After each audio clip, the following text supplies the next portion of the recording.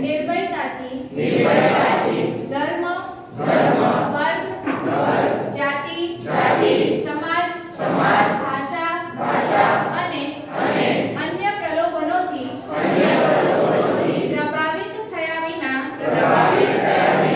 દરેક ચૂંટણીમાં અમારા મતાધિકારનો ઉપયોગ કરીશું.